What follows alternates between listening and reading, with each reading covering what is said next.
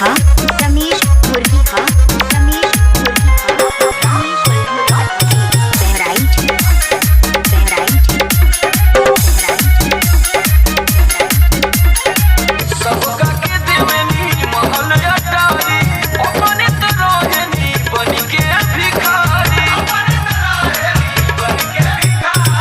सबका के देवनी महल अटारी अपने तो रोहनी बन के भिखारी सुनी ना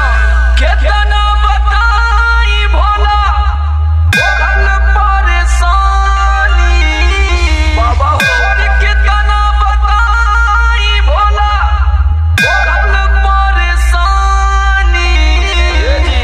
जीव मोर जल जाला चुए मोर पलानी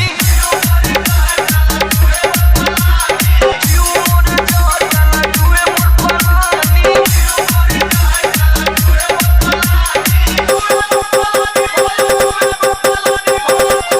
हाय रे सोमनावा गरजे बरसे पानी जीव मोर जल जाला चुए मोर पलानी रमेश मुर्गी खा रमेश मुर्गी खा रमेश मुर्गी खा 98 38 73 33 95।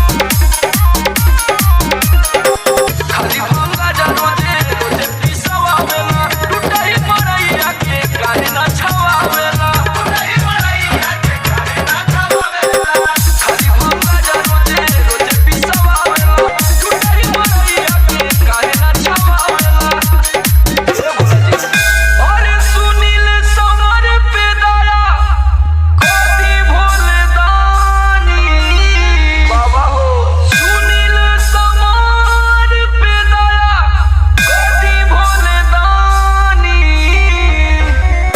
जीव मोर जल जाला चुए मोर पलानी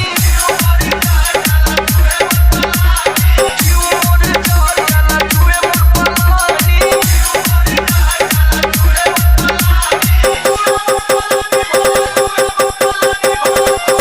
हाय रे सोमनावा गरजे बरसे पानी जीव मोर जल जाला चुए मोर पलानी 98 38 73 33 95।